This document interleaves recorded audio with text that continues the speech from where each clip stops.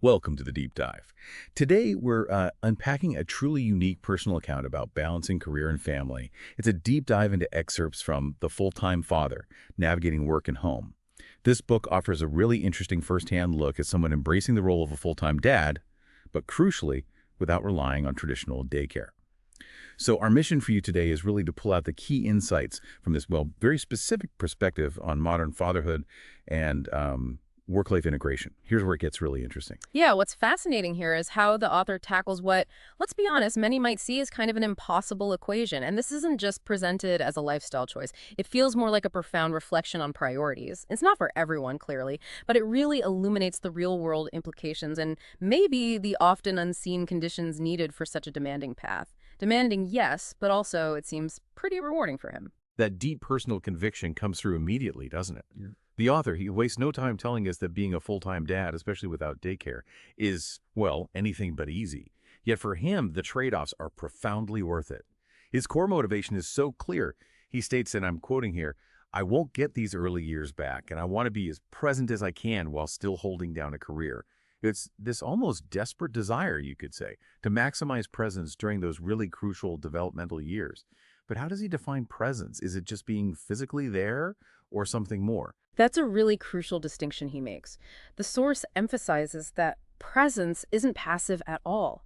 It means being the primary caregiver, handling the daily routines, the feedings, the inevitable tantrums, the play dates, all while simultaneously navigating professional demands.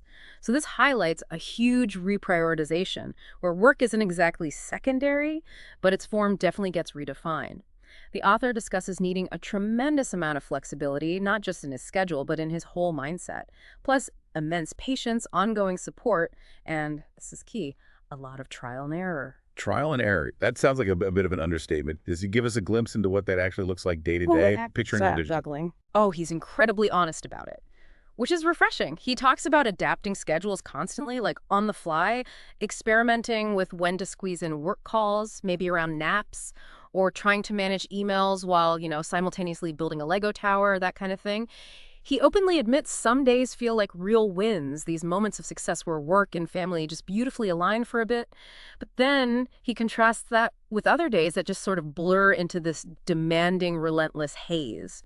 So it's not a static state. It's this constant process of adaptation and adjustment, a continuous dance, really, between two very demanding roles. Right. Which brings us to the practicalities. The author is very upfront. He says this is possible, but, and it's a big but, it requires the right mindset and, significantly, some level of external help. He's specific, suggesting even imperfect help is valuable. Can you unpack that a bit? What does imperfect help truly mean in his context? Yeah, that phrase, imperfect help, really stood out. It's a fascinating insight. He's not talking about like a full-time live-in nanny or even perfectly synchronized co-parenting all the time. Imperfect help could be a grandparent stepping in for just an hour, or maybe a trusted neighbor who can watch the kids during one critical meeting, or simply a partner who takes over evening duties, even if, the house gets a bit messier than usual. It's about leveraging any available support, no matter how small or seemingly insignificant it looks from the outside. Just enough to create those crucial pockets of uninterrupted work time, or just a mental reprieve, frankly. Okay, that makes sense. And beyond that personal support system, he also points to needing a job that allows room to breathe. That's definitely not a given for everyone. What kind of professional environment is he describing there? Indeed. And this raises a really important point about the necessary infrastructure. It's not just about personal resilience and that imperfect help, but you also need a genuinely compatible work environment. He implies a role with a high degree of autonomy, probably, where output is valued more than strict hours clocked in an office. Or maybe where the employer just has a deep understanding of his unique situation. He doesn't really go into specific company policies, but the essence is a culture that supports flexibility, that trusts its employees to get the work done. Even if it's happening outside conventional 9 to 5 hours or locations, this room to breathe seems pretty non-negotiable for his whole setup to work. So it's really this combination then. Personal conviction, that external support, however imperfect, and a responsive professional environment. The source reiterates, though, it won't always be smooth. It reinforces that high degree of difficulty. But ultimately, what does he suggest is the payoff? Why navigate all these complexities? That's where the deeper meaning really comes in, I think. Despite the relentless demands, the blurring days, all of that.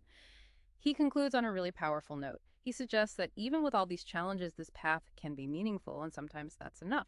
Pay. That meaningful aspect seems to be the ultimate reward, the sense of deep engagement with his children's formative years, a connection he apparently wouldn't trade even for a more traditional, perhaps easier career trajectory.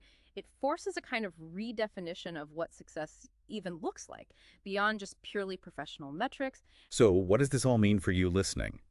This deep dive into one father's, well, quite extraordinary journey shows us that being truly present in those early years while still maintaining a career is certainly possible. However, it demands immense flexibility, patience, a realistic expectation of imperfect help, and yeah, a professional life that genuinely offers room to breathe. It won't always be smooth sailing. Some days are monumental wins, others are just a complete blur. But adaptation is absolutely key. And ultimately for the author, the profound sense of meaning he finds seems to make it all worthwhile. Right. And if we connect this to the bigger picture, this account raises a really important question for all of us, I think. How do we define success and fulfillment in both our professional and our personal lives? What stands out to you about the trade-offs and, let's face it, the profound rewards highlighted in this story? How might rethinking some of those traditional structures allow for a more deeply meaningful integration of work and family for your own unique situation? Lots to think about there. Until next time, keep exploring what truly matters.